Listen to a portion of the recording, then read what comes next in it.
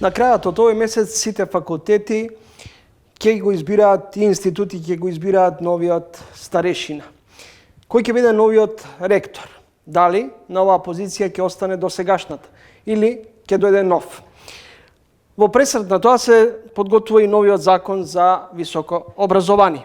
Се очекува да стартува и новиот закон за високо образование, речиси во исто време, кога би седнал и новиот ректор, а тоа е 15 септември. Гостин во ово издание на Трилинг е Билјана Ангелова, актуелната ректорка. Инаку да подсетам, во изминатиот период гости во ово издание, во Трилинг беа и актуелните ректори на универзитетите во Македонија. Ректорке, на почеток законот за високо образование влегува во завршна фаза. Кои се вашите првични критики, забелешки и гледате ли дека овој закон оди во вистинска насока, иако имаше лавина на реакции од ваши колеги од останатите факултети? Законот за високо образование беше излезен на ЕНЕР крајнот на јануари месец оваа година и навистина предизвика големо внимание и што е логично бидејќи го ја дава стратешката рамка на делување на универзитетите во високото образование. Практично се пакет од 3 закони. Законот за високо образование, квалитет во високото образование и законот за научно-истражувачка дејност. Нашиот универзитет секогаш имал експлицитни ставови по битни стратешки прашања, ова е едно од најважните за нас, па затоа во една инклузивна постапка, каде што беа вклучени сите факултети и институти, го ставивме законот на јавна расправа. Сите наши заклучоци ги сублимиравме, се донесоа одлуките на ректорска, на Сенат и потоа соодветно беа доставени до Министерството за образование и наука. Меѓутоа, она што е важно и сакам да го напоменам, е дека имавме јавна дебата, иницирана од страна на Министерката за образование и наука, која што со трпение и внимателно ги слушна сите ставови и заклучоци. Онаа верзија која што во моментот е на ЕНЕР, можам да кажам дека во целост ги рефлектира барањата на универзитетот. Она што ние побаравме како универзитет е речиси целосно имплементирано во она што го гледаме како последно законско решение на ЕНЕР. Дали тоа значи дека сите критики кои беа потенцирани во изминатиот период се надминати? Надминати се. Прво што сакам да потенцираме дека на универзитетот Свети Кирил и Методи никогаш немаше дебата или реакција на позголемените критериуми за избори и реизбори во звања. И тука ги гледаме повеќе реформските аспекти на овој закон. Затоа што дефинитивно со овие критериуми ќе ни се зголеми интернационалната видливост, ќе ни се подобри рангот на меѓународните сервиси за рангирање, затоа што со овие зголемени критериуми ќе се наметне да се зголеми публицистичката дејност кај наставниците, а тоа е клучен критериум за да се најдеме на овие меѓународни сервиси за рангирање. Исто така има голема флексибилност кај законот, односно има одложена примена на овие критериуми, така што сите професори кои што се, односно наставници кои што се затекнати во определени звања ќе одат во нареден избор. Првиот нареден избор кој што сега ќе им следува ќе биде извршен по постојните критериуми, а потоа наредните избори ќе одат по новите критериуми што ги протежира новиот закон за високо образование. Освен базите на Web of Science, инсистиравме како универзитет да бидат отворени особено за хуманистичките науки, базите на Scopus, тоа се базите на Elsevier на Scopus, така што тоа е сега овозможено. Комплетно се внесени критериумите што ги баравме за избор и реизбор на наставниците на уметничките факултети, така што во тој сегмент нашите барања се целосно задоволени. Потоа вратени се во законот со работничките звања, кои што ги баравме, тоа се помладите асистенти, затоа што тоа ни е многу битно, за да имаме еден континуитет од демонстратори, помлади асистенти, потоа асистенти, за да потоа навлезат во нивниот кариерен пат до повисоки звања.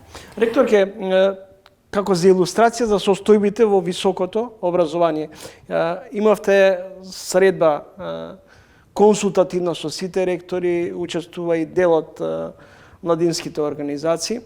Меѓутоа, забележав неколку констатации. Во Битола, например, нема настава, бидејќи нема парно. Студенти од Штип одат на пракса во Скопје, има големи финансиски разлики во финансирањето на универзитетите, како за пример 245.000 евра за капитални инвестиции минатата година за УКИМ, 2 милиони евра за универзитетот Мајка Тереза.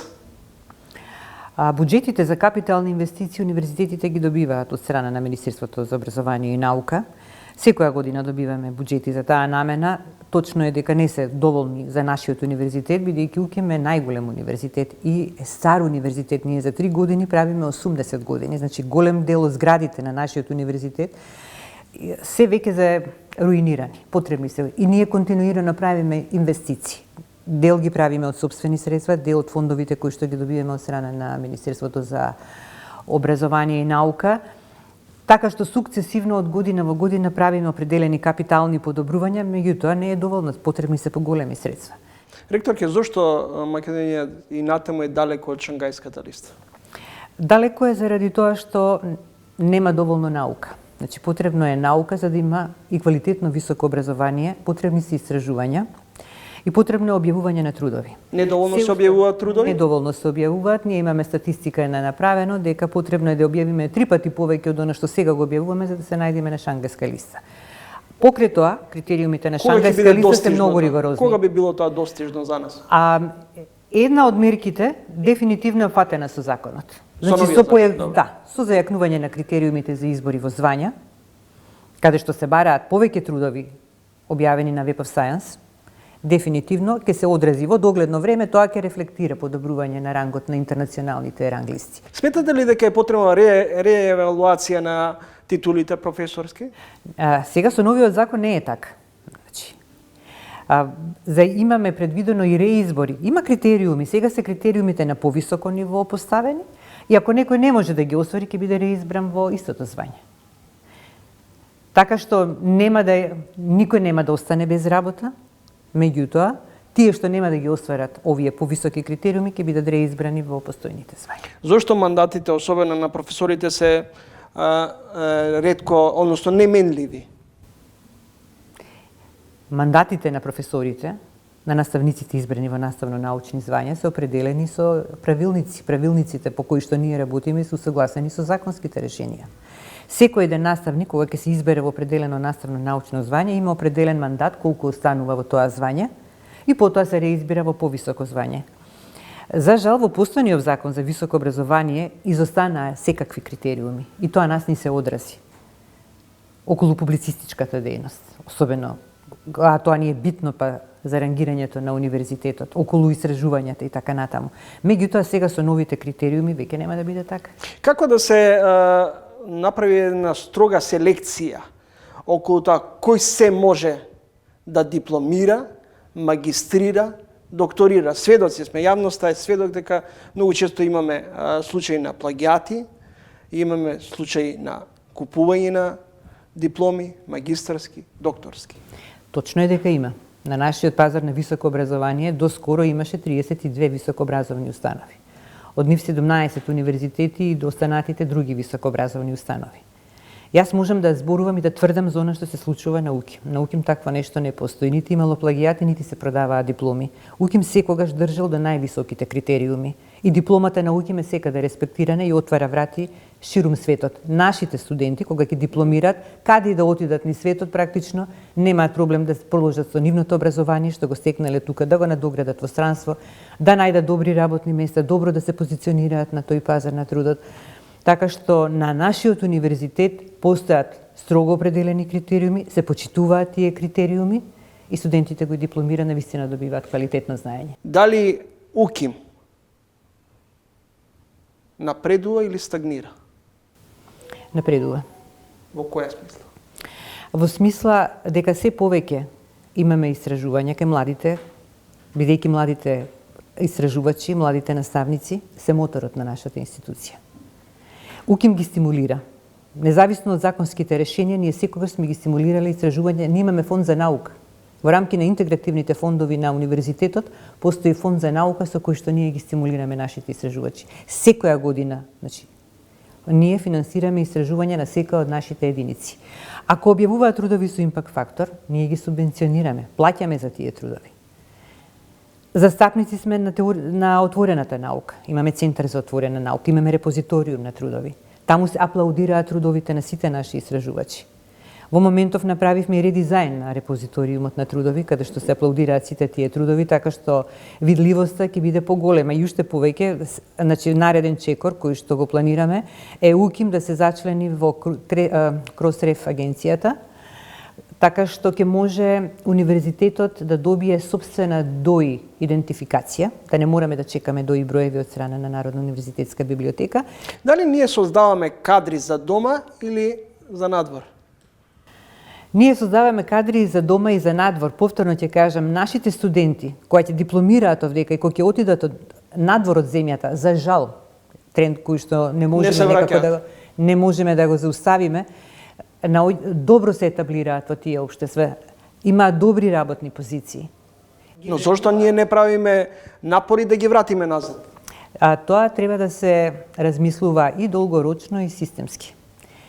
За да ги вратиме назад, треба да им понудиме соодветни услови, да ги вратиме нашите истражувачи, овде треба да им обезбедиме определени даночни олеснувања, младите да им обезбедиме сигурност дека ќе бидат подеднакво вреднувани овдека, во нашата заедница, дека ќе имаат квалитетни работни места, дека ќе имаат сигурност дека нема да има клиентелизам, непотизам, корупција и дека ќе имаат еднаков третман. Мислам дека тој тип на системска безбедност им е потребна за да ги задржиме.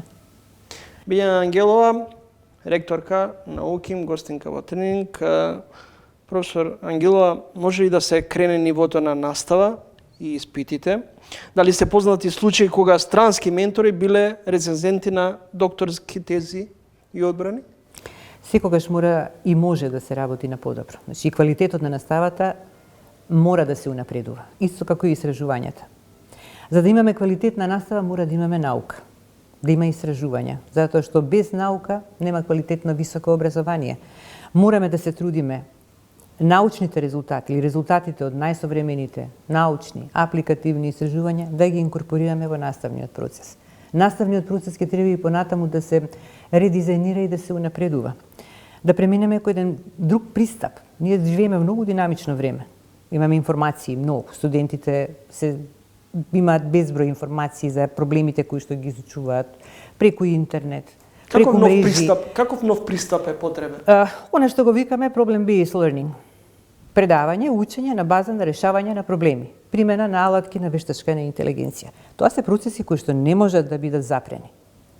Мора да бидат инкорпорирани во наставата, за да може студентите да добијат не само не базични академски знања, туку и вештини со кои што ќе имаат многу поедноставен, полесен премин од академската заедница на пазарот на трудот. Ме прашавте дали имаме коментори, странци? Да. Тоа го имаме пропишано и во нашите интерни правилници. Мислам дека и во постојното законско решение имаме случаи кога имаме ментори и коментори од странство на нашите докторанди. Каква е соработката на УКИМ со корпоративниот сектор? Соработката на УКИМ со корпоративниот сектор е добра, но треба да биде уште подобра од ова. Ние создаваме кадри за корпоративниот сектор. Ни треба да ги прилагодуваме нашите студиски програми за потребите на корпоративниот сектор. Соработки имаме добри, компаниите гледаат квалитет, препознаваат квалитет во УКИМ, даваат стипендии за студентите, особено на оние кои што се понајмногу на STEM струките, но и не само на STEM, туку и во општествените науки.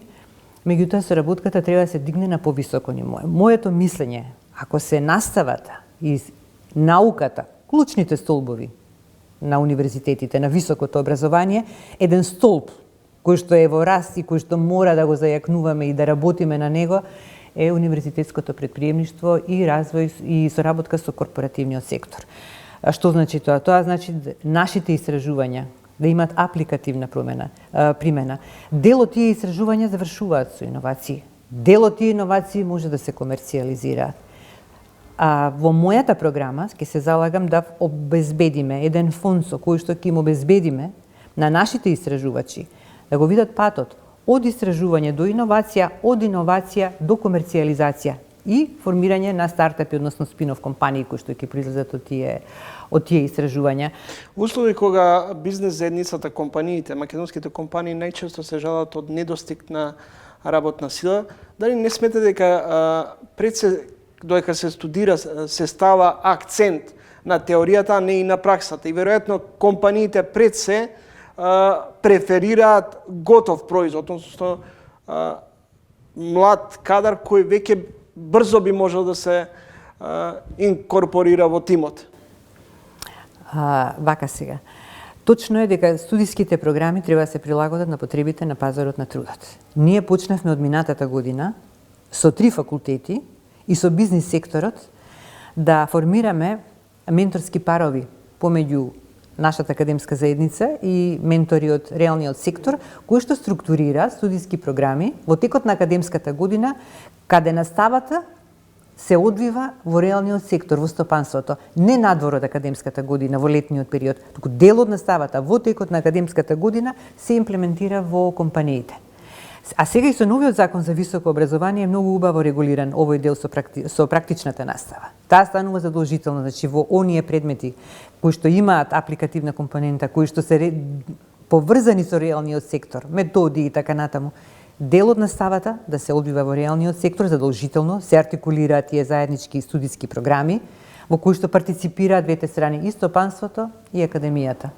И на тој начин мислам дека веќе ќе навлеземе подлабоко во потребите на пазарот на трудот. Студентите ќе им го олесниме преодот од академска заедница, од лаборатории и училници во реалниот сектор. Имате ли увид, поточно сите оние студенти од УКИМ кои заминале на доусовршување надвор од земјата, колку се, дали од некој од нив се вратил и каде се етаблирани на пазарот на труд? Вака се. Прво, универзитетот секоја година дава согласност и ние минатата година сме издале 43 согласности за визитинг професори од странство, и тоа од многу видни и добро рангирани странски универзитети кои што се меѓу првите 500 на Шангајска листа, доаѓале и предавале на нашиот универзитет. Претходната година и пол работевме на еден проект со цел да ја мапираме нашата научна диаспора во странство. И направивме еден солиден пул на истражувачи. Тоа се, значи, наши кадри, завршиле науки, меѓутоа сега се реномирани професори на универзитети ширум светот. Значи, имавме универзитети од Америка, од Абу Даби, од Англија, каде што имаме наши професори, кои што завршиле овдека, па дури и завршиле и докторски студии некои тука кај нас, а веќе се реномирани професори на овие странски универзитети.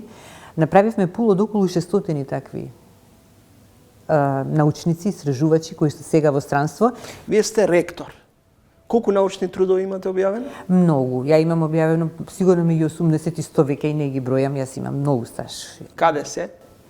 Главно во меѓународни часописи. Влегувате во трка за втор мандат на УКИМ за избор на ректор. Во овој ваш прв мандат, со што може да конкретно во еден збор да се пофалите, а за што жалите што не успеавте да направите? Не можам да кажам во еден збор што успеав, ќе кажам само тоа што ми беше предложено во програмата за овој мој тековен или претходен мандат, исполнето. Моите основни цели беа интернационализацијата, која што по метрика можам да кажам што е се постигнато с големен број на странски студенти, 520 странски студенти, веќе 10% од купниот број на студенти.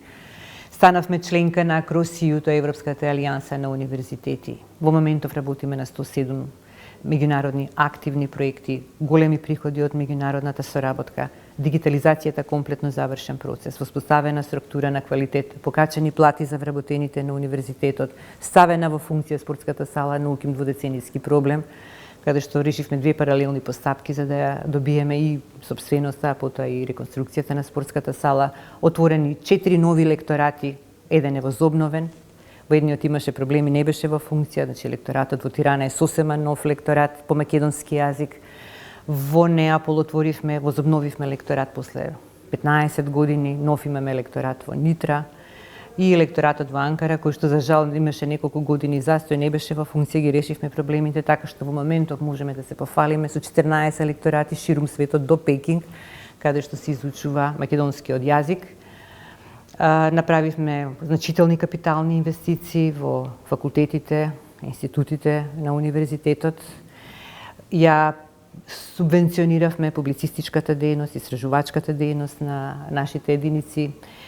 Ке продолжам во насока на тоа уште повеќе да се субвенционира меѓународната соработка, затоа што во неа гледам многу придобивки за универзитетот и трансфер на ноу-хау, вмрежување, истражувања, искуства кои што ги стекнуваме од тие интернационални контакти, трансфер на ноу-хау на нашиот универзитет, финансиски бенефит. И за таа цел сакам да формирам револвинг фонд на универзитетот, со кој што ќе се субвенционират меѓународни проекти каде што се бара контрибуција во текот на аплицирањето. И исто така, веројатно ќе се промени, сигурно ќе се промени уствари методологијата за пресметка на трошоците кои што се зафаќаат од меѓународните проекти, каде што имаат многу низок процент на општи трошоци, со цел да им се овозможи што поголема флексибилност на истражувачите во текот на и за имплементација и во текот на аплицирањето на овие меѓународни проекти. Колку и на каков начин вештачката интелигенција ќе влие врз високото образование? Вештачката интелигенција влие на високото образование и тоа е процес кој е незапирлив. И тука нема да се спротивставуваме. Вештачката интелигенција ќе стане дел од наставата и од истражувањата на универзитетот. Смета дека тоа е придобивка или може да биде се уште ја гледам, не, се уште ја гледам како придобивка, меѓутоа треба да бидеме многу внимателни.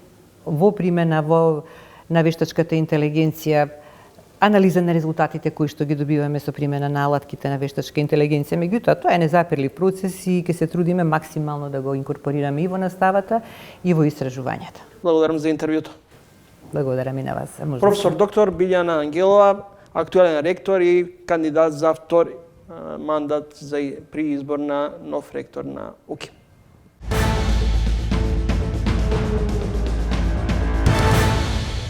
Тука е крајот на уште едно издание на ТВ магазинот Трилинг. Се надевам дека со изборот на соговорниците и темите го задржавме вашето внимание и овој петок. Следете го и репризното издание в недела, инаку ви закажувам нова средба за 7 дена во исто време. Петок, 20 часот и 45 минути. Најновите информации, теми и анализи можете да ги следите на triling.mk. Довидување до идниот петок во исто време.